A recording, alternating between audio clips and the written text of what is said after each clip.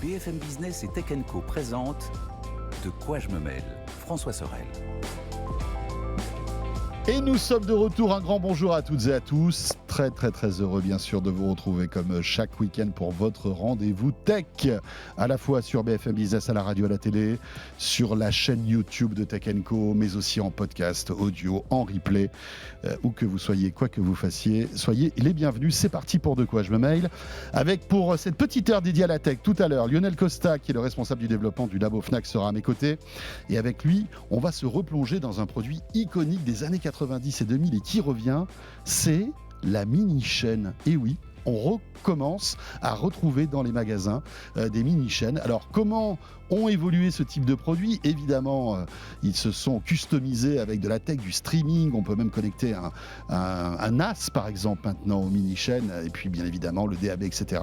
On en parlera. Et puis, il y aura la sélection aussi du Labo Fnac. Je vous rappelle que vous pouvez toujours nous laisser des petits messages avec le hashtag DQJMM et nous suivre sur Twitter. Merci d'être là et bienvenue à vous toutes et à vous tous.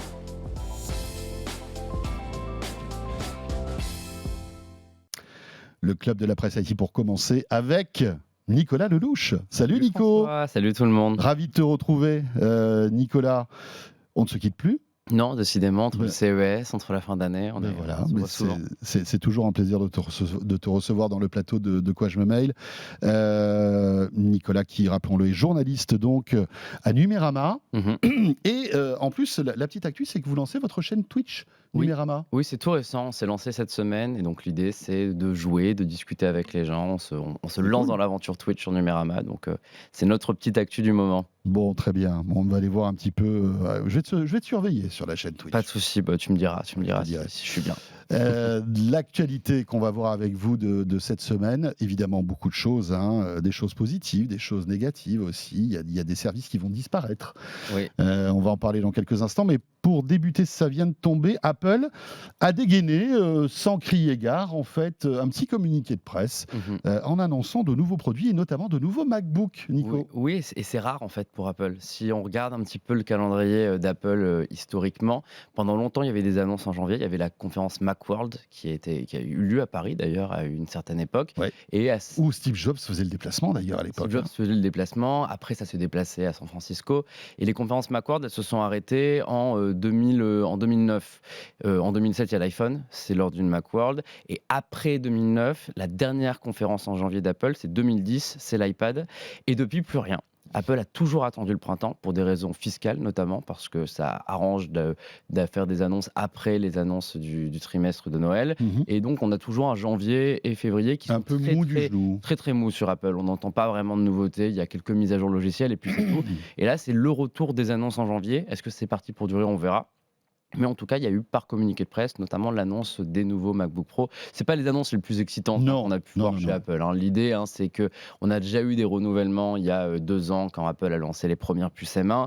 Il y a eu des changements de design, il y a eu des montées en puissance, il y a eu l'arrivée de plein de nouvelles fonctions. Là, on améliore le tout. Donc, il y a 2 nouvelles puces, M2 Pro et M2 Max. Donc évidemment, c'est les évolutions de la puce M2 du MacBook Air.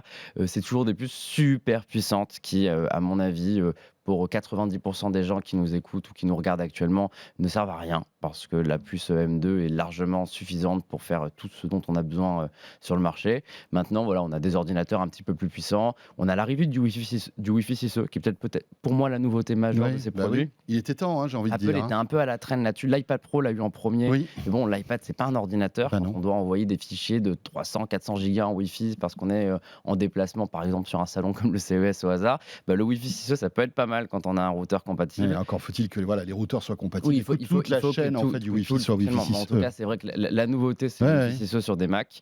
Alors qu'après que les iPhones ne sont pas encore Wi-Fi 6E, alors que le Samsung S22 l'est en même fait. Je crois que le S21 Ultra. Peut-être même le S21 Ultra. Sur l'univers Android est passé au Wi-Fi 6E il y a environ 2 ans et Apple commence à le faire depuis la fin d'année dernière. Donc je pense que ça arrivera sur les iPhones en fin d'année, c'est en tout cas un bon signe. Mais bon, c'est des Macs qui coûtent super cher, faut compter plus de 2000 € au minimum. Oui, parce qu'au passage, il y a eu un petit réajustement tarifaire, pas en notre faveur, on va dire. Oui, alors c'est marrant, c'est que on voit qu'Apple a quand même un certain contrôle de ces augmentations tarifaires et que, contrairement à ce qu'ils laissent supposer, c'est pas juste une question d'inflation et d'équivalence euro-dollar. Eux disent que c'est l'économie qui les force à monter les prix. Donc du coup, là, les Mac prennent entre 150 et 250 euros. Ils ont même été sacrément vaches parce qu'ils ont augmenté de 100 euros le prix de l'iMac qui n'a pas été mis à jour depuis 2 ans quand même. Donc l'iMac, c'est tout sauf un bon produit à acheter en 2023. Oui, c'est ça, c'est-à-dire que c'est le même qu'il y a 2 ans et il prend 100 euros au passage. Exactement, en fait. toujours la puce M1. Donc ça augmente comme ça gratuitement. Mais paradoxalement, le Mac Mini, qui sans doute ne se vendait pas assez, lui a une baisse de prix. Il perd 100 euros avec. Pour le pousser, en fait. Il passe de la puce M1 à la puce M2, donc c'est mieux. Il gagne le Wi-Fi 6E, donc là aussi c'est mieux. Mais par contre, là, on a un prix d'appel en dessous des 700 euros, ce qui est quand même hyper compétitif pour un ordinateur de ce genre, pour bien débuter si on a besoin d'un Mac pour travailler. Donc c'est la preuve que Apple a quand même une certaine flexibilité sur ses prix. De la même manière que l'Apple TV, c'était pareil. Elle a baissé de prix alors que tout le reste a augmenté. Nico, à qui s'adressent ces nouvelles machines, en fait voilà, est-ce que ça vaut le coup de s'y pencher si on a envie de s'acheter un MacBook, par exemple, ou pas? Ça s'adresse d'une certaine manière au grand public parce que c'est les meilleurs MacBooks sur le marché. Donc on sait que les gens qui sont fans de nouvelles technologies, même s'ils n'ont pas besoin de la puissance de la puce M2, ils vont peut-être vouloir celui-là plutôt que le MacBook Air parce qu'il a un écran mini LED, parce qu'il a un écran 120 Hz, parce qu'il a plus de ports que les autres. Donc automatiquement, ce MacBook Pro s'adresse à tout le monde parce qu'Apple est une marque si grand public que c'est une marque qui va forcément intéresser, même si elle a des produits qui se destinent officiellement aux professionnels.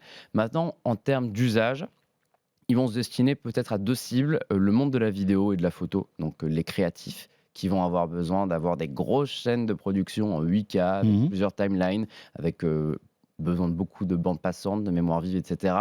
Et ils vont se destiner aux développeurs qui, eux aussi, ont souvent besoin de beaucoup de puissance d'exécution. La différence de tarif entre la M1 et la M2 se justifie ou pas? Moi, j'achète un MacBook pour bosser. Alors, je ne suis pas un créatif, je ne fais pas du montage vidéo en 8K. Et je vais avoir les usages d'un Mac de manière traditionnelle. Ça vaut le coup de dépenser un petit peu plus pour avoir le M2? Si on fait la différence... Quel processeur, rappelons-le, on parle de ça comme si on était... voilà. Oui, on va plutôt prendre la comparaison entre le MacBook Air M2 et ce MacBook Pro M2 Pro. Je pense que c'est le meilleur moyen. Il y a à peu près 600-700 euros d'écart sur ces produits-là. Les 600 euros, 700 euros d'écart, si on en a vraiment besoin, c'est-à-dire qu'on a vraiment besoin de grosses timelines, ça les vaut absolument. Si on veut avoir un usage, moi j'ai un MacBook Air M2, j'ai fait du montage vidéo CES dessus, il n'a jamais eu de problème, ça passe très bien. Donc je pense que ça suffit la puce M2, voire la puce M1 si on prend un produit en reconditionné les 3 quarts du temps. Maintenant, pour passer à cet écran-là, qui est pour moi le meilleur sur un ordinateur portable, en tout cas sur les Mac en ce moment, oui, ça peut les valoir. Maintenant, faut pas se dire que c'est un achat impératif. La puce M2, clair. La puce M1 sont largement Après, tout dépend suffisants. des promos. Parfois, on peut avoir de bonnes... Il peut y avoir des bonnes promos, le reconditionné. Il y a aussi un bon plan, c'est peut-être la meilleure offre actuellement, c'est les MacBook Pro M1 Pro sortis il y a 1 an et demi. C'est ça. Parce que eux sont soldés par Apple en reconditionné. On peut imaginer que la Fnac, Darty, Boulanger, Amazon se débarrassent du stock assez vite. Donc, et là, on peut avoir de bonnes affaires. Peut-être avoir un tarif quasiment équivalent au MacBook Air 9 chez Apple. C'est ça. Alors qu'on va avoir l'écran mini LED et la puce M1 Pro qui n'a pas grand-chose à envier à la puce M2. Oui, c'est ça. C'est qu'en fait, évidemment, il y a de la différence de puissance entre la M2 Pro et la M1 Pro, mais pour le kidam, finalement, c'est quasiment vous ne rien. le sentirez quasiment Apple pas. dit 20% au mieux, mais 20% au mieux, ça représente rien. Surtout sur ces puces-là qui sont inépuisables. Puisqu'on est dans le monde d'Apple, on y reste avec un anniversaire. Nicolas, on fête les 15 ans d'un ordi qui, moi, à l'époque, m'avait complètement bluffé. C'était le MacBook Air, qui était une espèce de performance, de prouesse technologique à l'époque, incroyable. C'était une prouesse au départ, le MacBook Air. Il a été annoncé en janvier 2008, donc lui aussi, c'était une annonce de janvier. En quelque sorte, c'est MacBook Pro sans son successeur. Quand il est annoncé, le MacBook Air, c'est un produit assez bizarre parce qu'il est super fin, c'est vrai, c'est une vraie démonstration technologique, mais il est pas mal critiqué parce qu'il coûte cher, il coûte plus de 1700 euros et surtout, il n'y a pas de lecteur DVD. Et à l'époque, c'est le drame. Si on dit Apple a sorti un ordinateur sans lecteur DVD, Apple est complètement fou, ça ne marchera jamais. On n'a pas tellement tort au début parce que le MacBook Air, ça met du temps à s'imposer. C'est un produit qui plaît aux geeks, mais qui ne plaît pas tellement vraiment au grand public. Il est trop cher. À l'époque, il y a aussi le MacBook blanc. Parce que rappelons que c'était la finesse, la légèreté, l'autonomie, étaient déjà un peu les 3 killer apps. Oui, en non, fait de cette machine. c'était clairement le but, mais il y avait une erreur de positionnement. Oui. C'est que finalement, c'était un Mac qui était moins compétent que le MacBook Pro ou que le MacBook blanc, mais qui coûtait plus cher. Donc Hmm. automatiquement, ça marchait moins bien. C'était une Et super c'est machine à écrire, quoi, en quelque sorte. exactement, et il a fallu attendre 2010 et le deuxième design du MacBook Air, celui qui est le plus connu, hein, celui qui est Mhm. gris, enfin celui qui est un petit peu, vous savez, en V. Oui, C'est qu'il est plus épais oui, à au l'arrière. niveau de l'écran et Ouais. il est super fin au niveau du clavier. Bah, c'est ce design-là qui fait décoller le MacBook Air. Aussi le prix, à ce moment-là, le MacBook Air, il passe autour des 900 000 euros Et là, ça change sur le tout. 11 pouces. Ça devient l'entrée de gamme chez Apple. Ça tue le MacBook blanc au passage. Et le MacBook Air est un produit sans doute iconique d'Apple qui a eu le droit à un petit rafraîchissement bien sympathique en 2022. Ouais. Tiens, puisqu'on commence cette année 2023, on peut se poser la question, qu'est-ce qu'on attend d'Apple pour cette année? Bon, alors évidemment, il y aura de nouveaux iPhones, il y aura l'iPhone Alors, les iPhones, 15, sans doute. Hein, voilà. sauf Est-ce qu'il y surprise, aura... on passe peut-être au 16 directement. Peut-être, mais sans doute avec un nouveau design. Hein, si on suit la chronologie Mhm. en fait, des sorties des iPhones, on devrait avoir quelque chose de nouveau Normalement, oui. cette année. Est-ce qu'il y aura des innovations intéressantes? Ça, c'est la première question. On parle aussi de ce masque de réalité augmentée. Voilà, C'est- encore une fois, il y a des sources bien informées qui nous disent que tout ça, c'est dans les starting blocks. Ça va être intéressant de voir si effectivement Apple, en 2023, va sortir un produit totalement nouveau de sa C'est gamme, possible. en quelque sorte.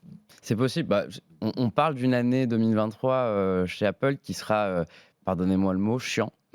C'est vrai? Oui, c'est ce que dit en tout cas par exemple Mark Gurman, Ming-Chi Kuo, tous les analystes qui sont hyper bien informés sur Apple disent que cette année, ça va être que des mises à jour façon MacBook Pro. C'est-à-dire des augmentations de puces, mais on garde la même Ouais, chose. rien Il n'y rien aura pas de de. nouveaux iPads a priori en 2023, ou alors on passera de la puce Ouais. à 15 à la A16. Donc ça va être assez lent. Il n'y a que les iPhones qui sont intéressants en effet, parce que c'est une nouvelle année avec un nouveau design. On parle de l'arrivée d'un zoom périscopique, comme chez Samsung. Donc voilà, on voit Donc on qu'Apple pourra a avoir un peu plus de cycle zoom. 3 ans de décalage avec les constructeurs Android, donc ça sera peut-être là-dessus que ça va se jouer.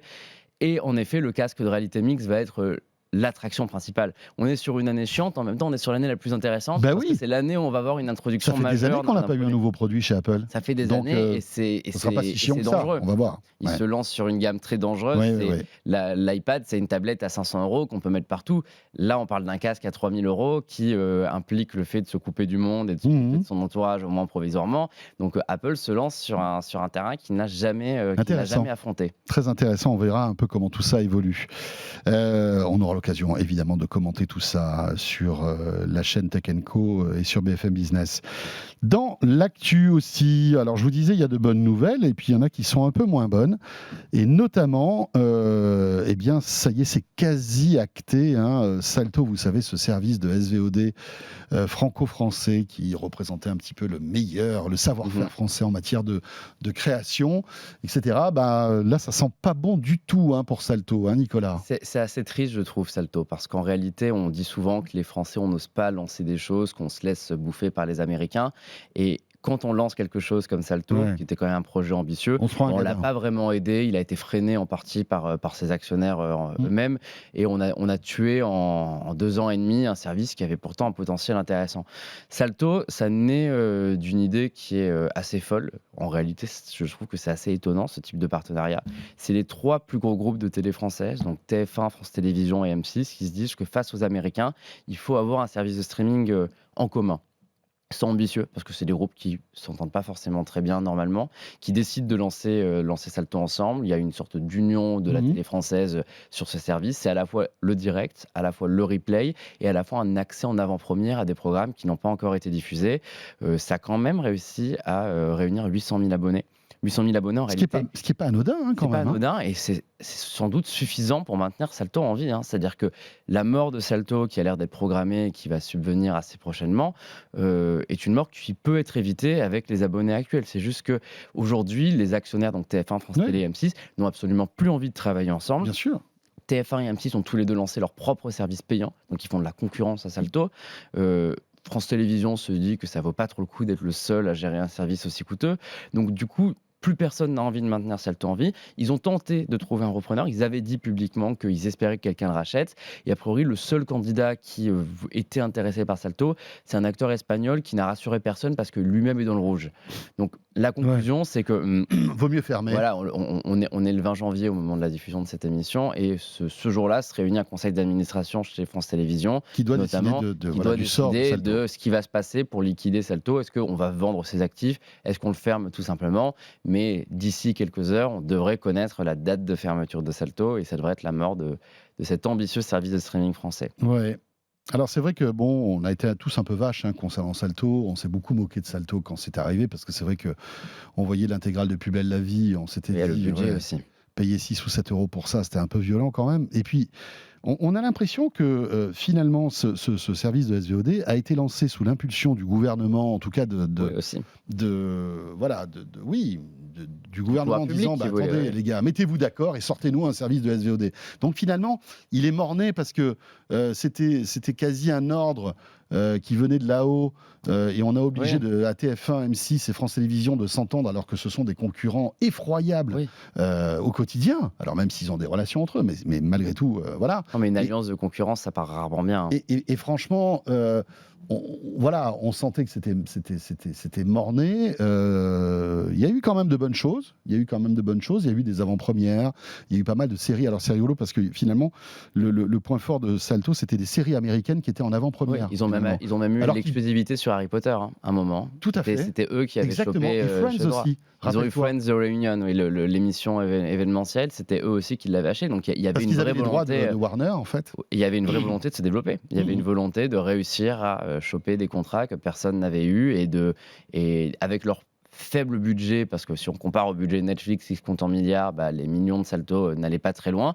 Ils ont quand même réussi à obtenir des droits Ouais. exclusifs qui leur permettaient d'avoir des abonnés. Et la plateforme n'était pas mauvaise en soi. Non. Mais c'est vrai que je pense qu'il y a eu deux trucs. Déjà, tu as raison de dire que de base, le projet en lui-même venait d'en haut et du coup n'a pas été fait Oui. dans les bonnes Parce qu'ils conditions. étaient là pour concurrencer Netflix, en fait. Ils étaient là pour concurrencer Remettons-nous Netflix. dans le contexte. Netflix commençait à exploser en France. Et il fallait une réponse française à Netflix. C'était l'idée. Et ce qui n'a pas aidé, je pense que pour moi, le coup de pied final dans la tête de Salto, ça va être la fausse fusion de TF1 M6 Oui, qui a été Qui a avortée. capoté. Au moment de cette fusion, France Télé dit ah ok super, comme ça quand ils fusionnent, ils récupèrent Salto, ils en font leur Et plateforme moi, je unique. sors de là. Et moi j'en sors, je suis tranquille parce que nous, de service public, on sait pas trop ce qu'on fout là-dedans. Ça, et puis il y a aussi des réductions de budget drastiques à France Ah, Télévisions. carrément. Ils ont d'autres obligations et d'autres priorités France Télé aujourd'hui. a dû baisser son budget, et TF1 M6 finalement pour fusionner, avoir cette plateforme en commun, c'était déjà un bon moyen d'avancer. Ce qu'entretemps, l'autorité fusion de la est tombée à l'eau. concurrence bloque la fusion, ils abandonnent. M6 dit oui, il n'y a pas de raison que TF1 ait son propre service de streaming et pas nous, donc lance le sien, 6 Play Max, je crois, qui coûte pas trop cher, je crois que c'est 2 ou 3 euros par mois, mais plus personne n'a envie de donner des contenus gratuitement à Salto, alors que pour eux, Salto, c'est une alliance dont ils n'ont pas envie. Et puis en plus, comme tu le disais, TF1 Max, M6 Play, etc. C'est-à-dire que tous ces associés, finalement, avaient chacun Oui. un service de SVOD qui Ça leur n'a était pas de propre sens. et qui venait concurrencer ce qu'ils avaient créé entre eux. Parce que sur c'était TF1 mal Max, parti. en payant, tu avais tout le contenu de TF1, M6 pareil, France Télé, c'était gratuit. C'était il y avait compliqué. trop d'erreurs dans l'équation pour que Beaucoup ça trop puisse tenir le coup. d'obstacles et beaucoup trop de manque d'envie. Il se dit d'ailleurs, il y a un article de Pure Média qui dit cette semaine que des dizaines d'employés sont déjà partis et que Salto n'a actuellement plus de bureau. C'est-à-dire que tout le monde travaille un peu en distanciel jusqu'à la fin. Donc évidemment, je ne sais pas si tout ça est véridique, mais on peut quand même imaginer que Salto est au courant de son destin depuis quelques mois. Ouais, c'est vrai que ça fait un moment que ça tourne un petit peu vraiment dans le tout Paris, cette histoire-là. Autre disparition, alors celle-ci qui est actée, on en a parlé, mais on peut dire que voilà, la terre est fraîche sur la tombe de Stadia. De Google Stadia. Et oui, c'est fini Google Stadia. Ça s'est terminé mercredi, jeudi matin pour la France. Stadia, ce qui est un peu triste, c'est que c'était un très bon service. En tout cas, selon moi, c'était, vous Oui, saviez, c'est vrai que je me souviens, dès le j'aime début, en beaucoup fait, Stadia. tu avais testé Mais Stadia. alors au début, j'aimais pas. Enfin, au début, moi, je pensais que la promesse était bête, parce que je voyais pas comment Google pouvait réussir sur le cloud gaming. Et en fait, après l'avoir essayé, c'est trop cool. Je l'ai souvent dit dans cette émission, pour ceux qui l'écoutent régulièrement, je viens de Nice, donc je descends de temps en temps à Nice chez ma famille. Évidemment, je descends pas avec une console dans ma valise. Donc, Non. normalement, quand je descends à Nice, je joue pas. Et avec Stadia, je prenais ma tablette, mon ordinateur, je connectais n'importe quelle manette et je pouvais jouer à des jeux en qualité PlayStation, en qualité PC, parce que ça marchait super bien, c'était rapide, il n'y avait pas besoin d'avoir une excellente connexion pour que ça fonctionne. Ça marchait aussi sur une ADSL. Bonne latence. Il y avait pas de problème de latence, y compris pour des jeux comme FIFA qui ont quand même beaucoup d'appui sur la manette. Bah, ça fonctionnait bien, je trouvais le service génial.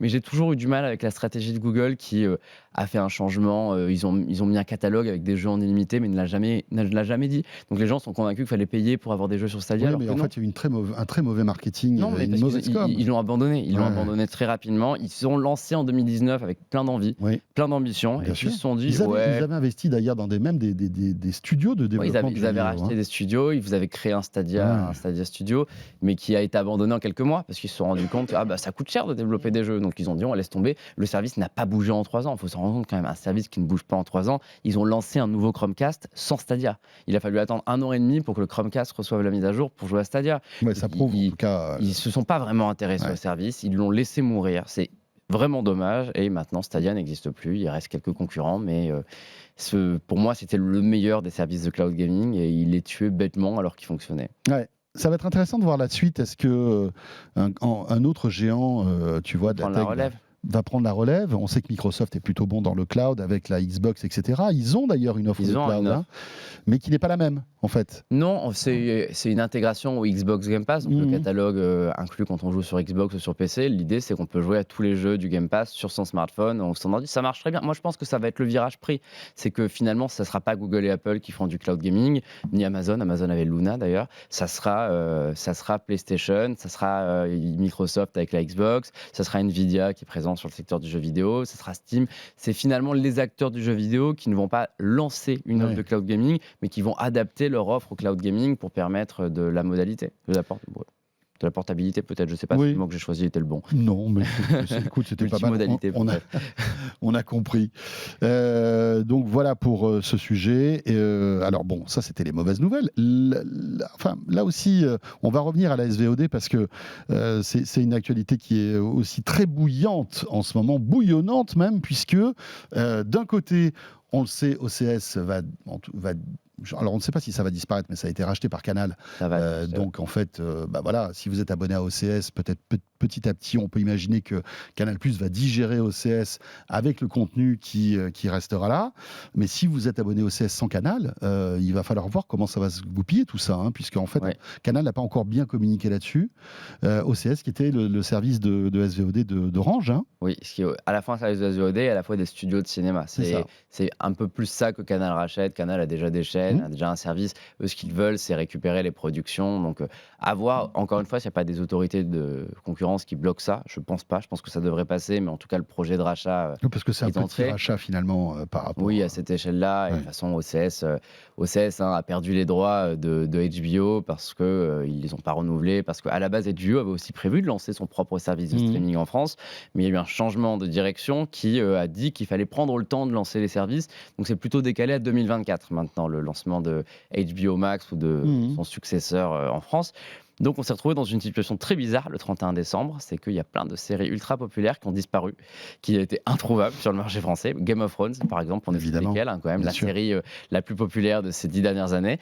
C'était impossible de regarder Game of Thrones en France sans acheter un DVD ou sans acheter la série sur une plateforme de VOD parce qu'il n'y avait aucun diffuseur légal qui avait les droits. Il y avait des rumeurs, on disait que peut-être que le groupe Warner Bros allait vendre les droits de HBO à Amazon.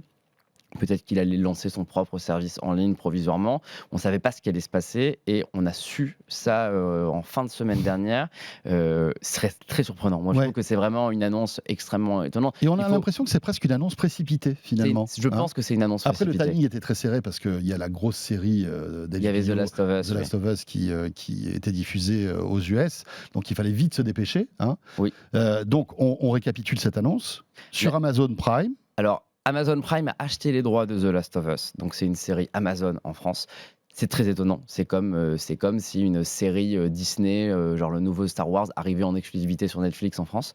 C'est très bizarre quand on sait que c'est un concurrent aux États-Unis d'Amazon. Et la deuxième partie, c'est que Amazon va diffuser en exclusivité tout le catalogue de la Warner, donc HBO, Discovery, Eurosport, dans un abonnement payant, donc sous la forme d'une Amazon Channel qui sera lancé en mars.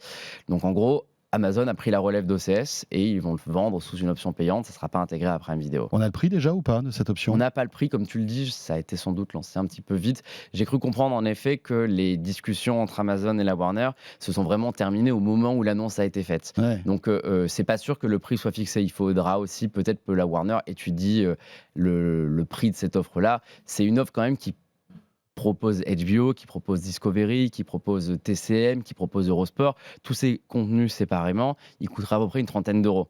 On ne peut pas lancer une option payante à un service qui coûte 10 euros par mois à 30 euros par mois. Donc il va falloir que la Warner casse les prix. Il va falloir qu'elle essaye de trouver quelque chose qui leur permette d'avoir une offre rentable. Donc je pense que d'ici mars, on en saura un petit peu plus. Mais c'est assez unique de voir deux concurrents s'allier comme ça pour lancer une offre de streaming provisoire ensemble. Voilà, et comme tu le dis, c'est provisoire avant que la Warner fourbisse ses armes et sorte en Europe et notamment en France son propre service. Donc il pourrait s'appeler Max, d'après ce que j'ai compris. Ça serait une fusion. Il y a deux services aux États-Unis, HBO Max et Discovery Plus. Et l'idée, ça serait de fusionner tout ça et de faire une. En fait, ce qu'on va avoir en France, je pense qu'on a un petit peu les bêta-testeurs de ce service. Ce qu'ils appellent Pass Warner sur Amazon, donc Eurosport, HBO, Discovery, tout ce que je viens de dire, c'est pour moi le fameux service Max qui arrivera après, sauf qu'il sera vendu par la Warner Bros. Discovery direct. On n'avait pas pris sur certaines choses parce qu'évidemment, il a fallu compléter la série pour en faire quelque chose plus grand public. Et on considère que c'est une excellente série. Donc j'ai assez hâte de la voir. C'est vrai que je suis un peu triste de ne pas pouvoir la commenter là. Enfin voilà, et puis c'est dans un monde apocalyptique, rappelons. Enfin voilà, si vous ne connaissez pas le jeu vidéo, on se retrouve quelques années après l'explosion de notre monde que l'on connaît aujourd'hui. Et enfin voilà, c'est la course-poursuite d'un homme et d'une jeune fille, en fait, dans un monde qui n'existe plus. Hier, pour tout te dire, hier j'étais devant le sticker de The Last of Us, j'ai dit qu'est-ce que je fais? J'ai hésité. En plus, j'ai vu que le premier épisode durait 1h20. Ouais, je crois que tous les épisodes sont longs. Ça donnait vraiment envie. Ouais. Je me suis dit non, attends, parce que là, en fait, c'est un épisode par semaine. C'est ça, oui. Tous les lundis. C'est ça? Pardon? Il y en a 10? Je sais plus. Bon. Je crois que c'est tous les lundis, mais après, je peux pas te dire. Je crois que non, si c'est pas moins, si c'est pas. Mais bon, en tout cas, c'est une série courte. On va suivre ça de près.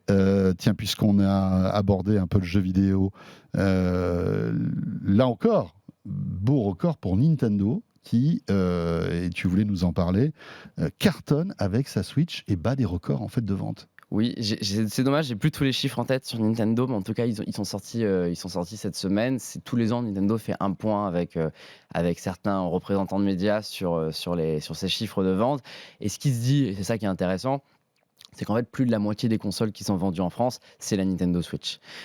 C'est expliqué par plusieurs raisons. On peut dire que les pénuries de PS5 et de Xbox Series, elles n'ont pas aidé. Mais on peut quand même imaginer que la Switch, par son côté grand public, son côté familial, est toujours une console qui, finalement, a le potentiel de battre la PS5, de battre la Xbox, et qui va continuer d'occuper ce classement numéro 1. C'est assez miraculeux quand on se rappelle de Nintendo il y a 5-6 ans avec la Wii U, qui ne se vendait pas, qui était distancée par la PS4, qui était une console qui a fait un flop monumental. Là, aujourd'hui, Nintendo est de retour au sommet des ventes de consoles. Les ventes de jeux, sans surprise, Pokémon, largement la franchise la plus populaire. C'est celle qui s'est vendue le plus en France. Et il y a toujours Mario Kart qui arrive juste derrière, alors qu'il est sorti il y a 5 ans.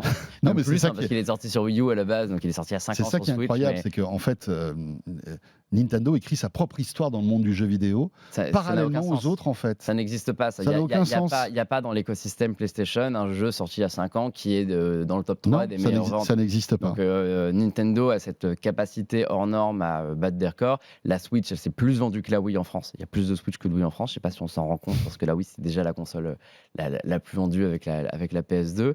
Et le plus fou dans tout ça, c'est ce que j'ai beaucoup aimé dans cette interview que j'ai pu notamment lire dans le Figaro, c'est que Nintendo France dit s'attendre à un record de vente au moment de la sortie du film Super Mario en mars, je crois. Mais oui, forcément. Donc ça veut dire que la console a 5 ans. La console passe son temps à être critiquée par la presse spécialisée. Nous, on passe notre temps sur Numérama à dire que graphiquement, c'est une catastrophe et que c'est une honte d'avoir une console comme ça sur le marché. Mais que malgré ça, on s'attend à un pic de vente sans absolument la mettre à jour. On sait qu'elle va cartonner parce que les familles vont aller voir le film Super Mario et ils vont dire on achète Mario Kart, on achète le Mario Odyssey. C'est un peu comme Apple, Nintendo. C'est-à-dire qu'il y a une relation qui est avec un affect très fort. Et c'est vrai que moi aussi, je suis le premier à critiquer la Switch parce que, voilà, pour plein de raisons.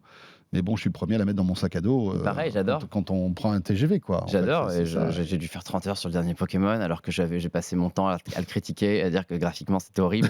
Ça l'est, hein, c'est horrible, hein, le Ouais, dernier ouais. Pokémon. Mais bon, c'est cool, on s'amuse bien, et c'est vrai que la Switch est une bonne idée. Mais On peut s'attendre à des trucs nouveaux du côté de Nintendo, là, dans les... il y a Zelda, Alors, ils sont il y a le très- nouveau Zelda qui arrive, qui est le jeu Oui. le plus attendu de l'année, sans doute, hein, parce que le Mais bon, premier qui sera est un chef-d'œuvre. limité en fait à la puissance de la Switch, qui, rappelons-le, est sortie il y a 6 ans. Hein, donc Ouais. voilà. Avec une puce qui avait déjà 2 ans au moment. Voilà, donc C'est- vous vous rendez compte, 8 ans. Enfin, mais ça n'a aucun sens. ça n'a Vraiment, aucun- ça n'a je ne aucun comprends pas sens. comment c'est possible. donc ce Zelda, évidemment, qui est en plus un jeu ouvert et qui est très attendu, voilà, va cartonner forcément. Il sort cette année en 2023. Oui, il sort Nintendo l'a en confirmé début d'année, ouais. Là, j'ai plus les dates, je crois que ça doit être février-mars. Hein, c'est quasiment imminent, hein, le nouveau. On peut vérifier, mais ça arrive très vite. Mais je pense que graphiquement, ça va aller parce que les développeurs de Zelda ont fait un super travail avec Ouais. Breath of the Wild. C'est le même univers, donc Et je vois pas puis- pourquoi ça marcherait pas. Et puis ils ont dû optimiser tout ça. C'est ça, aux c'est pas petits Pokémon. oignons. Pokémon, ils font un jeu tous les ans, ils vont vite, ils sont pas aidés par la console. C'est sûr qu'une Switch 2 fois plus puissante les aiderait un peu plus. Là, je pense que Zelda, ça devrait aller. Mais c'est vrai que niveau matériel, les rumeurs disent que la Switch Pro est annulée.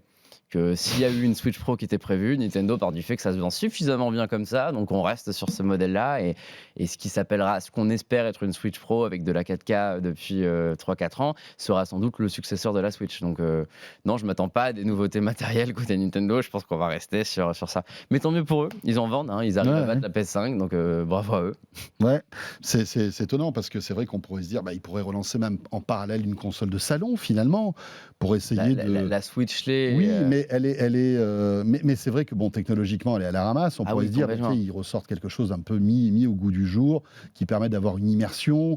On pourrait imaginer même peut-être pourquoi pas de la VR, etc. Mais en fait, Nintendo s'en fout. Ils ont été un des complètement. premiers en VR en plus, hein, Nintendo. Il y a 10, 15, même plus, il y a 15-20 ans, ils avaient lancé un casque VR de jeux vidéo, mais ça fait flop.